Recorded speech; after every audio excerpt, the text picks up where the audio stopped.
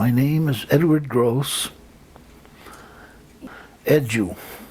It's just Polish for Edward, and that's all my life I've been known as Edu Gross. My father had a younger brother who died when he was 16 years old. As a 16-year-old, they went down to Meadows hunting, shooting crows. They had an old car they bought for a few bucks. And him and his close friend came back in the yard, and by the back door of the house, he got out. His friend reached for a shotgun to hand it to him. Both barrels went off. I still have the shotgun, I believe is the one, the old double barrel. And he got blown in his midsection, and it kind of ended his life. And so I think that had something to do with my name. Well, my grandparents, on my mother's side, I remember quite a bit because they were here. My grandparents on my father's side, I never saw. I only know about them, but they were both gone before I was born. My mother's parents came from Europe, and my grandfather came over here first. He had a wife and a young son in Poland. He came over with the immigrants in the 1890s. He got off in New York Harbor, and there were people that were there picking up these people they called greenhorns to work. And he ended up going to work for the Duke, who was called the Tobacco King. And he picked up a lot of these immigrants, and he brought them down to Durham, North Carolina. He was the one that had that little pouch of tobacco called Bull Durham that people used to carry, used to roll their own cigarettes. And so he had big farms growing tobacco in Carolina. There was a story my grandfather told of them he wanted to build a house on a hill, but the land was all flat.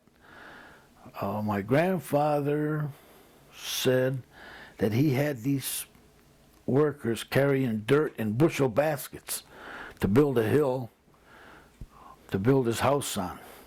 Fact or fiction, I don't know, but I guess there must have been some fact to it. Bought some land and a farm in Wisconsin, and he brought his wife over and young son, and they settled in Milladore, Wisconsin. And my mother and the rest of her siblings of them were born in Milladore, Wisconsin. A log cabin that he moved into with a dirt floor, that I understand. He built a barn, then the house burned. He built a bigger house. Then the barn burned. He built a bigger barn. He used to raise cattle and horses, and they sold milk to the cheese factory. My mother told me about, as young girls, 10, 11, 12 years old, her and her sister used to have the job of bringing the milk to the cheese factory where they used to sell it. And all the farmers were lined up, and they'd get their milk weighed, and then they'd go back to the farm. But my grandfather felt as though the boys were more important staying around the farm, couldn't waste their time delivering, because they were working on the farm.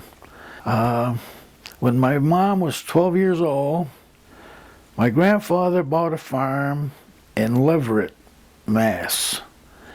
And he moved out here with his family. And that farm today was a big farm and an awful lot of land, and he made a success out of it. So they ended up growing up, all of them youngsters, in Leverett. Their grandfather bought was really a tremendous, beautiful piece of property. A big house, and I can remember going up there on Sundays and the woman sitting around the kitchen table. There was polishing the chimneys for the kerosene lamps.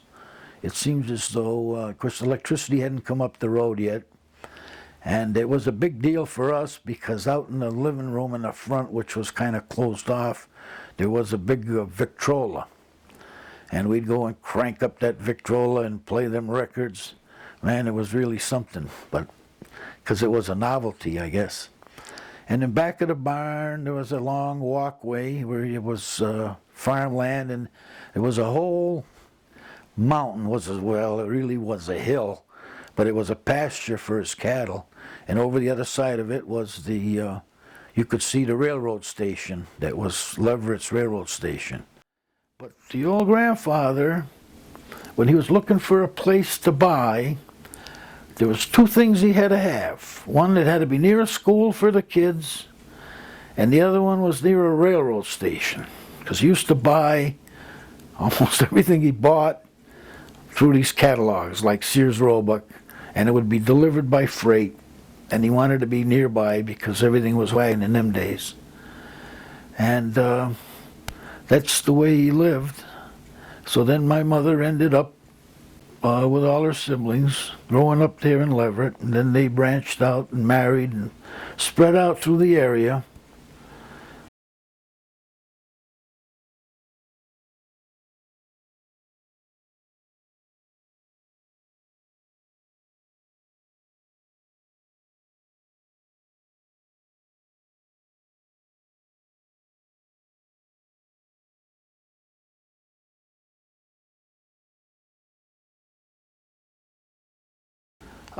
My mom went to school, well, she graduated from Amherst High School, because Leverett didn't have a high school. My mother, I understand, when she got out of high school, was working as a housemaid or something, I believe a doctor in Holyoke. And somehow there was another woman she was friendly with, and she had a boyfriend who at some point brought my father to meet my mother, and this is how they met. They live in the house that I live in now. My grandfather on my father's side, John Gross, and I believe they came to Northampton in the early 1900s from Salem. So we had some relatives in Salem. And they settled here in a house across the road. There was a little, from where I presently live, which was my grandparents' house. There was a little house across the road they lived in when they built this one, and they moved that one over to Henry Street, which became the house that Eddie Gavatsky lived in and he owns. My grandfather, Gross, John Gross, bought this house as a pre-cut house from Sears Roebuck.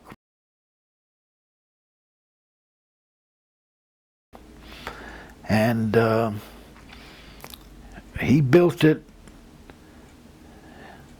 here, and my mother and father, my grandfather was gone when my father and mother married, and they moved into the house, and we were all here. I was born in this house, and my 4 brothers and sisters were either, I don't know whether they were born in the house or the hospital, but whatever. This was the residence of my mother. I've been in the family since 1911.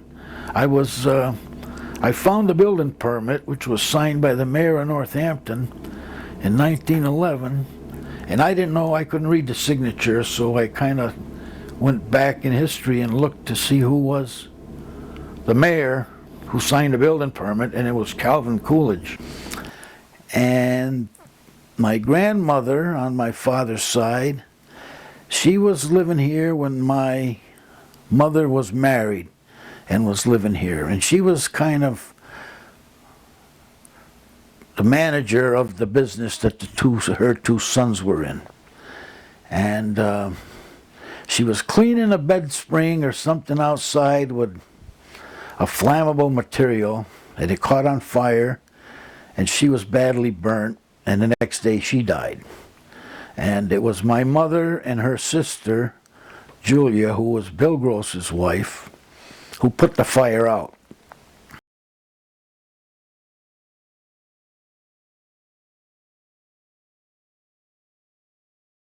There was a girl, her name was Jenny, and there was pictures around here of her making her first communion, but she died when she was 12 years old.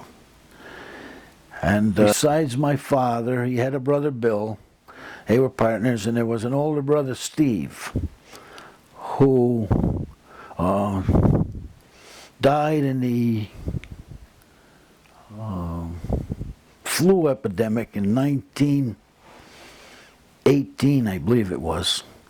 He was only 20 couple years old. He was married and had 3 children, which were my cousins. And I didn't get to know them until I was in my early teens, before I ever met them. A few years back, Marion and me went up to the St. Mary's Cemetery. We heard there was a headstone. We found a headstone that belonged to John Gross, and on it was a lot of names. John Gross, his wife, his son Steve, his son Eddie, and then on each side of the stone was 2 names of 2 youngsters. One was born in 1901, died in 1903. One was born in 1903 and died in 1905. They were also on the headstone. So we kind of did some research in the City Hall, and it appears as though John Gross, somewhere in the backyard, he committed suicide. And because the newspaper article we found a copy of, which said it was found by a Polish boy.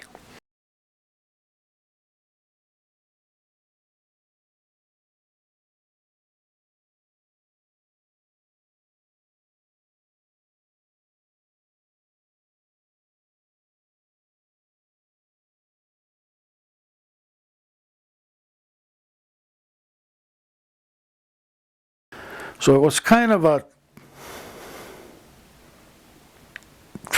tragic family. There was a lot of tragedy, I guess, involved. My father died at 42 years old. Bill Gross got to be an old man. I guess he was in his 50s before he died.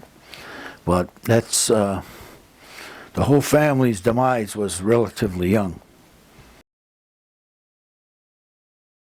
My father and his brother Bill were in business together as young men when they were single. Their mother kind of operated the books and whatever, but they were the Gross brothers, and they farmed, and they actually bought another farm which was half a mile down east of here on Hockenham Road, which was 66 acres. It was called the Charlie Wright Farm. They had bought it, and they had a herd of dairy cattle, and between the 2 farms there was over 100 acres of tillable land, which was a lot for farmers in them days that were doing the farming with horses.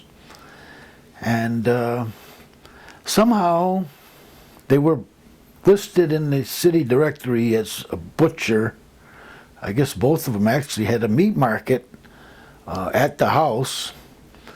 And somewhere in the 20s, my father had built a slaughterhouse, which is about a mile away from here, down in the location of the LaFleur Airport, the Northampton Meadows. And they butchered and they sold meat wholesale and retail. They had a market garden where they raised vegetables and sold that. They had a dairy herd of cattle, which was like 30 some odd milking cows, which was down at the Charlie Wright Farm. And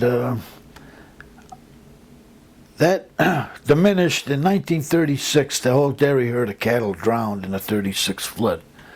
And so my memories were after that, where they were growing potatoes and vegetables. And I can remember talk of them dancing in the street out in front of the house in 1937, I guess, where potatoes sold for $1 a hundredweight. And boy, that was a big price in them days. So at that stage of the game, they were thinking about leaving because of the flood waters every year coming up on these properties here. And this is how they made their living, was farming. They lived together as young men, of course, they were brothers. Yeah.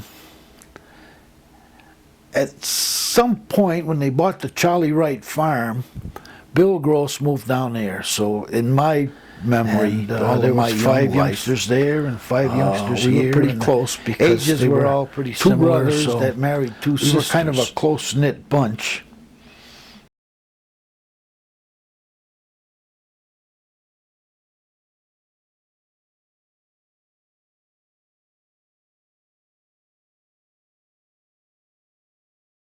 I had 2 brothers and 2 sisters. The oldest and the youngest were girls, and there was 3 boys in between. And I was the youngest of the 3. It was kind of a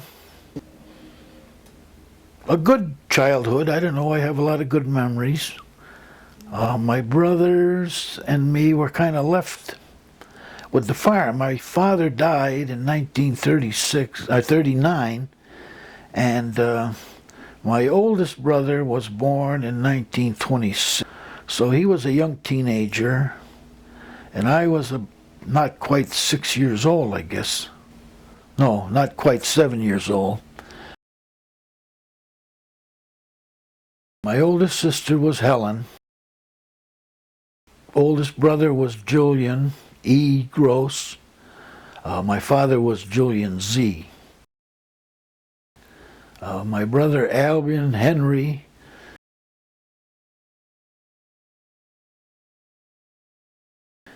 Myself, Edward P.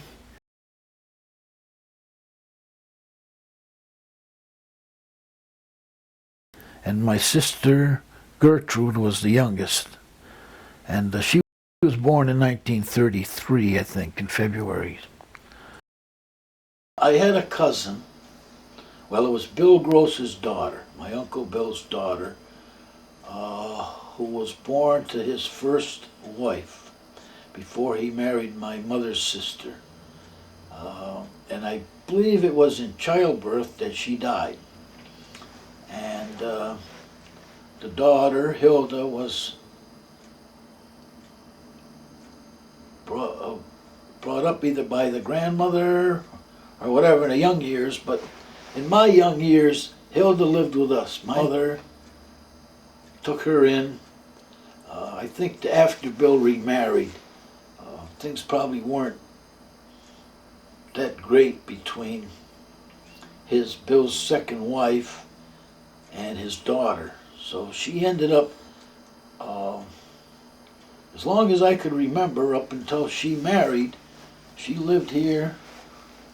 And she always called my mother Mom, and she considered my mother her mother. But we still had a farm, and we didn't do too much farming, but until the thing diminished, we had the cattle to take care of and the haying to do, and we kind of shared it. They'd get up in the morning, my brothers would go out to take care of the cattle, and I'd get the wood stove going and probably cook breakfast, which wasn't much to brag about in them days, but this is how it was until we matured a little bit, and then my brothers went into service. Well, after high school, actually, it was in the mid-40s. One brother got out of high school in 44, my oldest brother Julian.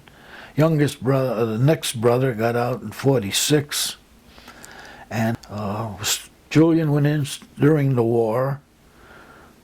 Toward the end of it, and Albion, the war had ended already, but he had to go into his military duty because the draft was still in effect.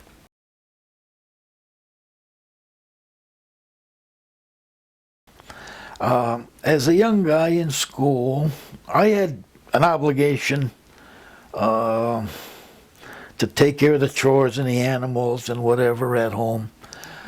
So consequently, mostly all the friends and associates from school would come down here after school, and we did most of our playing around here. And there was always something to do. My brother Julian was very inventive.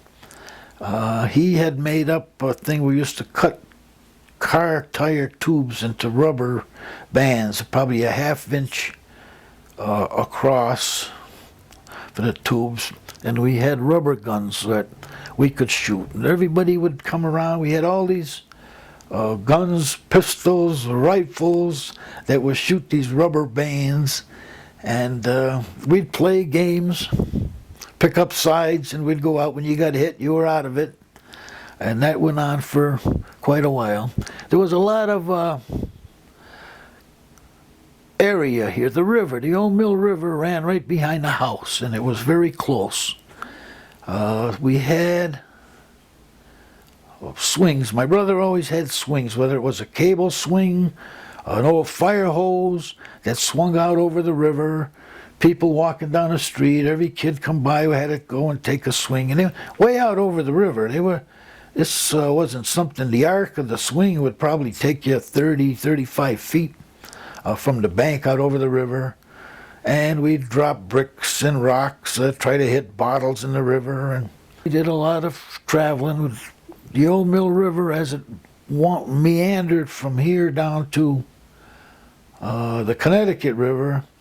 Was a series of serpentine bends. And it was always... They were all numbered. First bend, second bend, third bend. If you were leaving, where the kids used to leave the bicycles, they'd scratch a note into the ground, and we were going down to the fourth bend.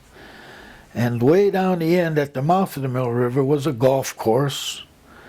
I think there were 7 bends in the river. There was the golf course. And there was a swimming hole right down the end of Hockenham Road, which was a mile from the house to the river. And it was called the Ice Box. And everybody in the world swam in this swimming hole. And right near it was the landing for the old ferry, which was called the Hockenham Ferry, that used to go across the river. Was maneuvered by hand power, I guess, with a cable, as far as I could understand. And the area on the east side of the Connecticut River, all along the base of the Mount Holyoke Range, was called Hockenham. And that's why this was Hockenham Road. It led to the ferry that went across the river to Hockenham. Nationality primarily in this area was Polish. They were the farmers, and not very far away, Market Street, was the Italians. There were quite a few Lithuanians. There were French. But by and large, this area was mostly Polish, and probably the next largest group was Lithuanian. And so them were the people that I grew up with. It's a pretty good cross-section of the community, I guess, but that was mostly my memories. Most of the people around here, and the older children in the families, that spoke Polish in the house. When they went to school, they had difficulty the first year in school because they did speak. The grandparents were around, and they did speak Polish in the houses. I can't remember much other than I learned all my prayers in Polish, and but my father had died. My grandparents were not around. So consequently, there wasn't that influence where most of the other families where there were grandparents, they spoke it in the house because of the grandparents. Well, I guess it was important to all of the people, especially the Polish and the French, but I don't really think it was that important in my early childhood. I had a problem with it because the old priest, the pastor at the church, used to do everything in Polish, and most of my friends and classmates could speak some Polish, and I couldn't. My mother had enough of trouble bringing up 5 youngsters without trying to teach them Polish on top of that. Some things we did, but it was tough in church. This priest couldn't quite understand why you couldn't talk Polish, and it was it made it difficult. They didn't enjoy going to church. Well, my early recollection of it seems to me that it was, I feel as though it was every Sunday that we either went to my grandparents, he's up in Leverett, or to one of my mother's brothers, mostly Gus, who lived in Amherst, was my mother's oldest brother, the one that was born in Poland, and the youngest sister, Rose, lived in Amherst also. That it was almost every Sunday we ended up either going to Amherst or to Leverett, mostly Leverett. So there was that connection, and there were other people these Sundays. I can remember the Kokoskis. I guess they may have been the best man and Mrs. Kokoski, who lived in North Hadley. They were pretty friendly. They were godparents to my brother, and we spent, I remember, a lot of visits to their place up there in North Hadley. The first car I remember was an Oakland. It was a big 4-door Oakland. It was 1920s vintage. I don't know what year. There were pictures of it around, and the car was around. And my father had a GMC truck that he used to deliver vegetables with, and he also had sideboards on it, and he used to pick up cattle. And I can remember, I guess I was close to my father. As a little guy, I spent an awful lot of time with him, and I have a lot of memories of going with my father in that truck, picking up. He used to buy and sell cattle. Some were slaughtered for meat, some were just traded and sold. But there was a lot of times I spent with him in that truck, even when he was peddling vegetables. And I have some memories that are mostly pleasant.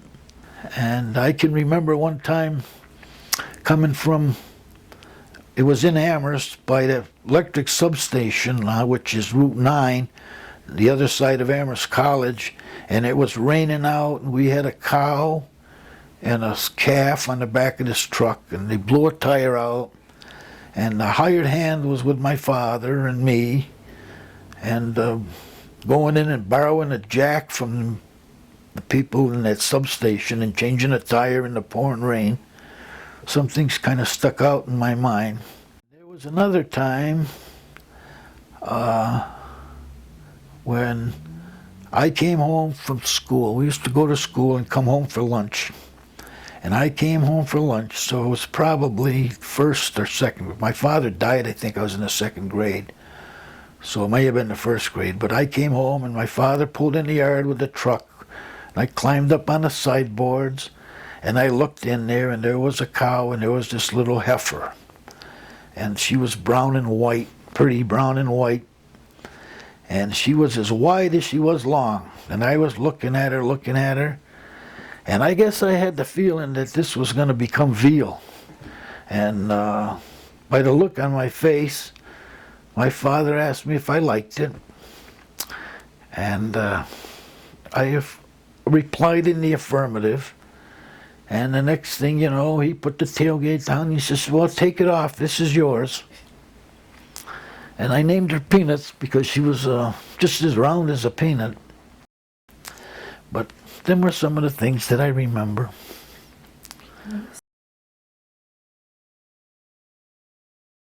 So then probably the first encounter, which was, I was probably in the first or second grade. I think my father was still alive. And we were going to the William Street School. When I got out of school, I came down William Street to Hockenham Road, which ran at right angles across William Street. And the Connecticut River was right beside Hockenham Road. And across the river was that piece of land between the railroad track and the river that my father had. It was a pasture for cattle, and they used to cut firewood. And when I got to the Hockenham Road by the river, I could see a hired hand. One of our hired hands was over there doing some work. I can't even remember whether he was fixing fences, cutting wood. I don't know, but I saw him over there, and I decided that rather than go home, I'd go over and see him. So about 100 yards to my right was the railroad bridge that crossed the Hockenham Road and the Mill River. Never been on a railroad track in my life, but I decided I was going to cross over to see this guy. And I was going across the bridge, and it was very, very difficult to walk on railroad ties. You know, you weren't used to it, and it was a very slow process. And the bridge was pretty long, because it started at Hockenham Road, and there was some dirt, and then there was the bridge over the river, and a concrete abutment on the other side. And I'd say the bridge was probably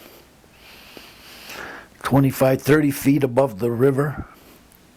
And so as I was going across this bridge, it was a very slow process. And the track from here to Montauk, which was probably 1.5 miles away, is a straight shot. And in them days, 30s, there was a lot of traffic on that track. But I could see a train coming, because trains that, for some reason, they always ran with their lights on, even in daytime. And I saw this train down there, and it was coming. I was so far away. But as I was making my way across the bridge, this train kept getting closer and closer, and I didn't know the first thing about railroad. If I had known enough to go onto the other track, the southbound track, the train would have went by me. But now I'm trying to outrace this train. And I tell you, the engine of that train looked about as big as a house.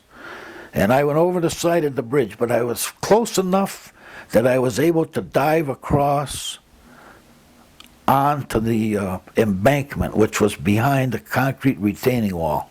And of course it was all stone and that rock that they used to put on the railroad tracks when they raised them. And I went down that hill, but I tell you, that was one close encounter. And there was some guy that was with the hired hand, there was some old Lithuanian was cutting firewood on the side of the track, but somebody picked me up, kind of dusted me off, and I was none the worse for wear, but it was a harrowing experience. We had the farm, we still had the horses, and used to ride the horses. I was probably one of the last people in the valley here that still worked somewhat. No serious work, but I still worked the fields with a horse. Hauled the manure, the horse and wagon, and rode the horse. We had two big work horses, Pete and Charlie, and they were both roans. And we rode them horses, and there's pictures of me on his back when my legs didn't even come halfway down his belly. But that was part of the thing growing up. And it got so I used to ride that horse, and everybody else did too. A lot of friends would come around, and mostly my brother's friends, which were a little older. And we rode that horse, and he was a struggle. Going away from home, you had to push him and push him and push him, but you turned for home and you couldn't stop him. He'd come running. Well, as a youngster, not knowing any better, but riding this horse bareback all these years, I don't even know how I could get on his back. He was so tall. But I decided to make a set of stirrups. So I've got some old leather harness straps that were around the barn, and I made this rigging to go around his belly and 2 loops on his sides, and I get on a horse and I put my feet in these 2 loops, which were not like a stirrup because they were just leather loops.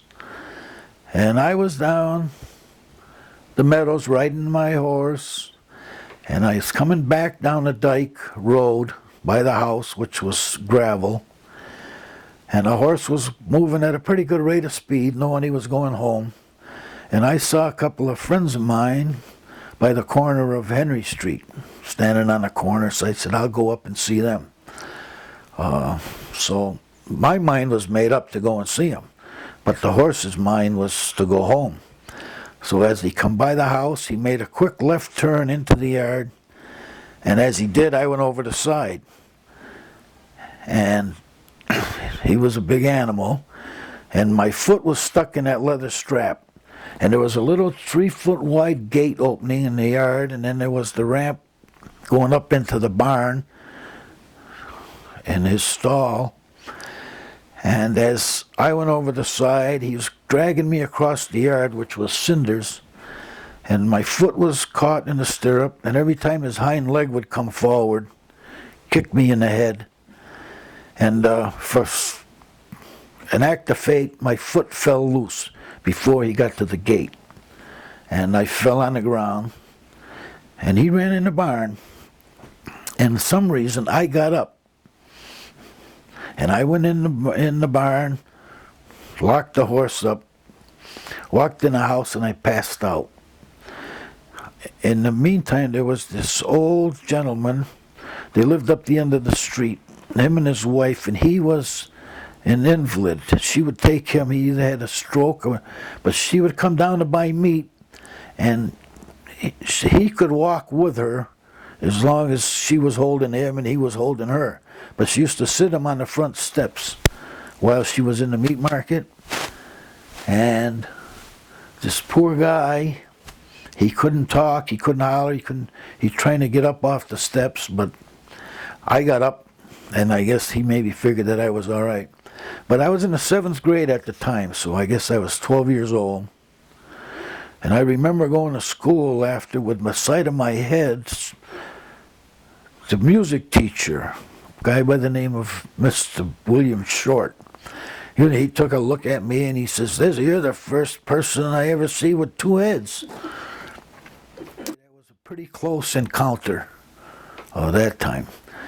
And then another time, so it was probably 1940, 39 or 40, and the brothers and some friends, they had built a boat, square boat like a bathtub, and we used to paddle around in it. Well, they called it the tar baby because they had more tar on it to stop the leaks than you had on a roof. But anyway, the old tar baby was something to behold. So then they decided, they got some long boards and they built this long, skinny boat. It was pretty sleek looking and nice point in the front, and they painted it silver.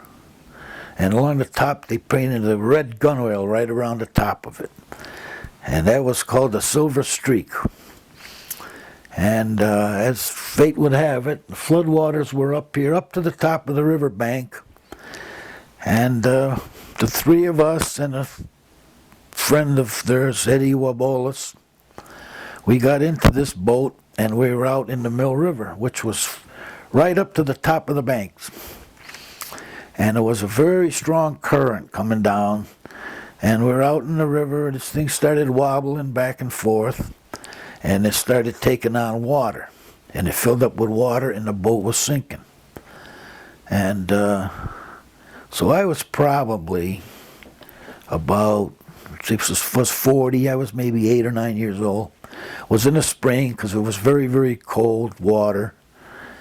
And when this thing was sinking, my two brothers saw they had to get out. So they got out and they swam to a tree that had fallen into the river. And they climbed into the branches of this tree.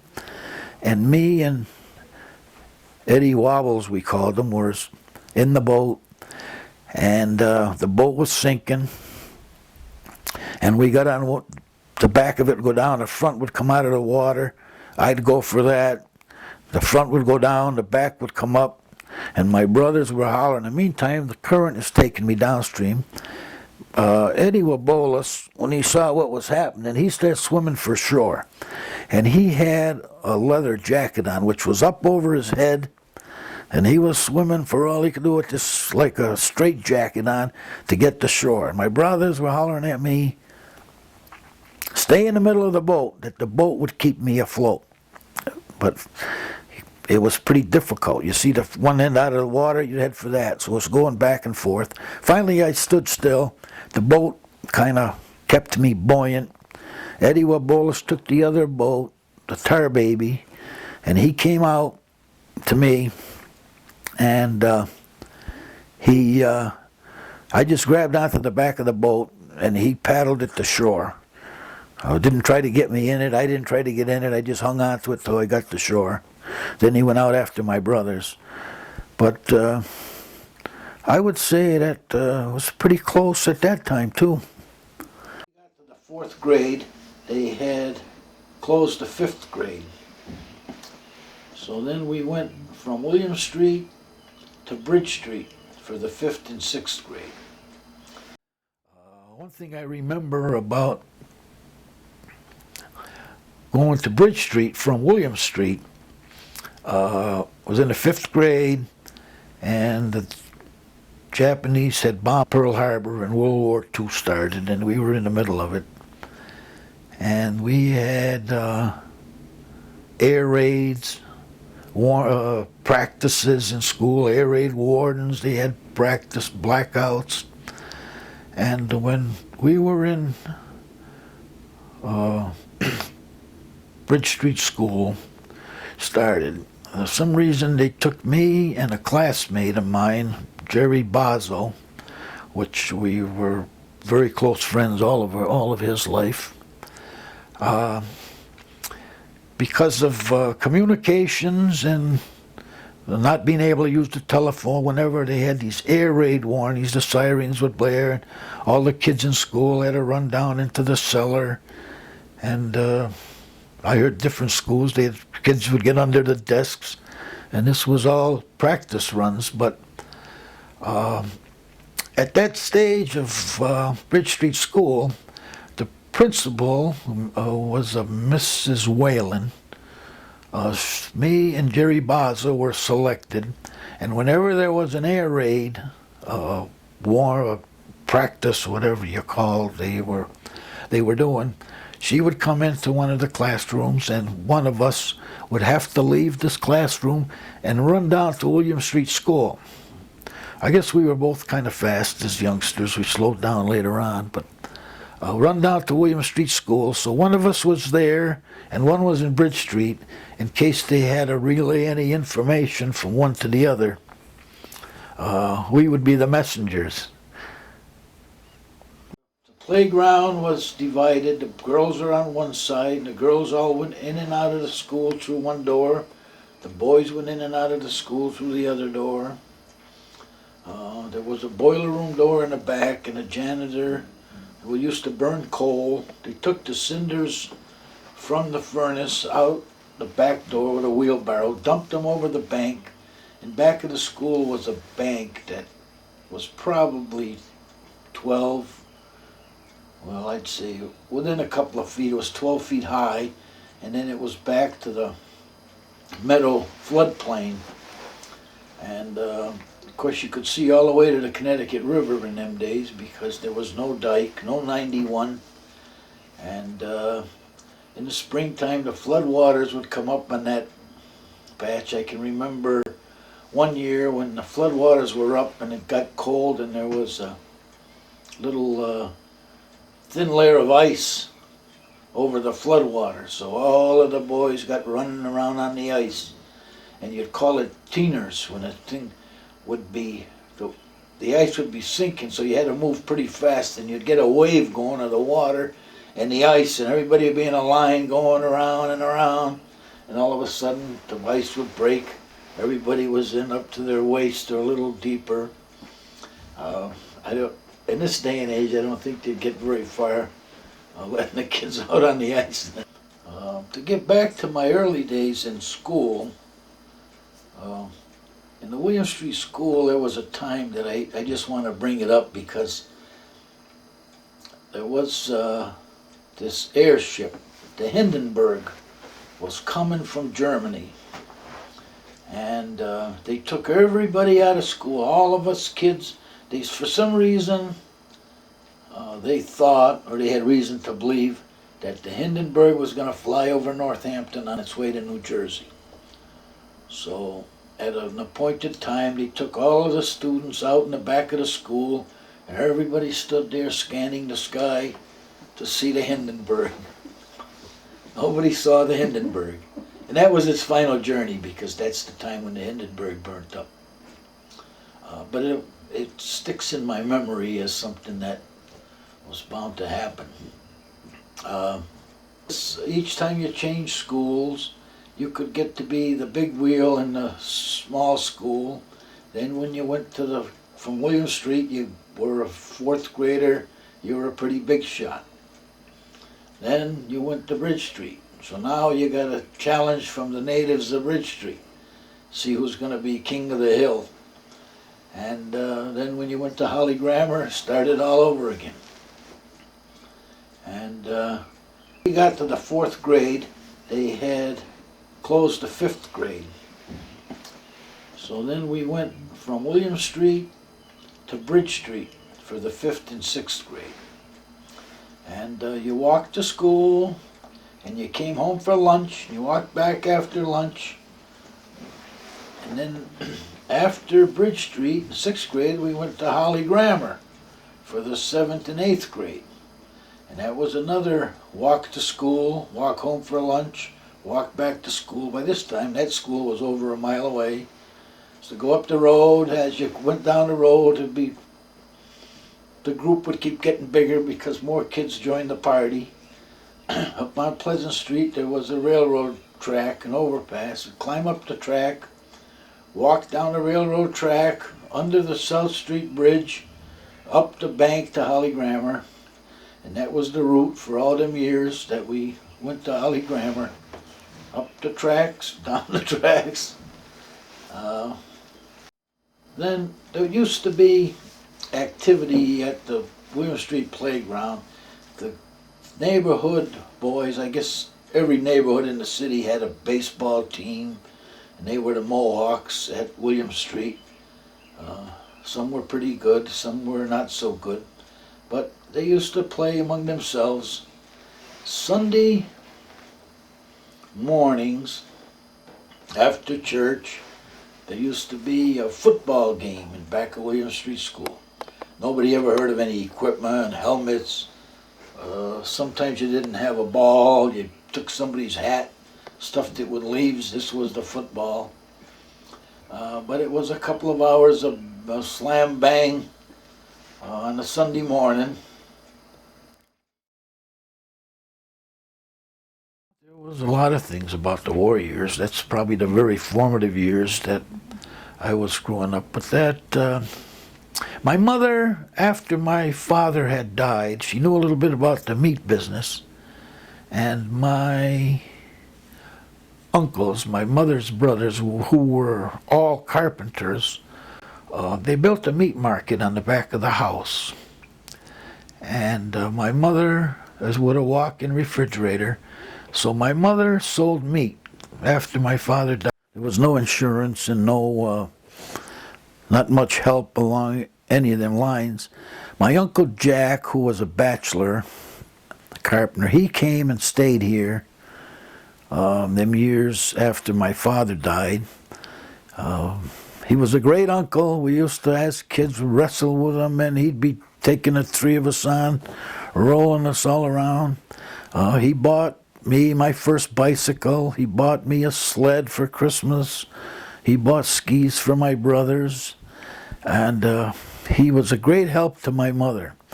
At that stage of the game, him and help from his brothers and brother-in-law, Luke, Rose's husband, they put shingles on the outside of this house. They put a new roof on it, building a meat market. So they were a big, big help to my mother them years after my father passed away.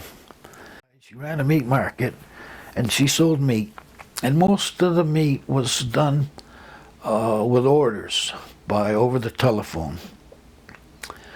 People would call in, and all Friday night and all day Saturday, she'd be busy cutting, making up these orders of meat.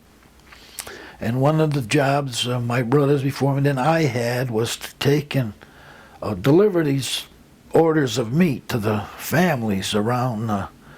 Most of them ended up around Market Street, but they were in that area, Walnut, Union, Cherry, but there were other areas of the city too. And there was a lot of customers, and with a bicycle, would have to pedal the meat, fall down on the ice, crying, bleeding, meat all over the road. So it was some tough times. And then later my brother got a license, but shortly before my father died, he traded in the car and he bought a pickup truck, 1939 Dodge pickup.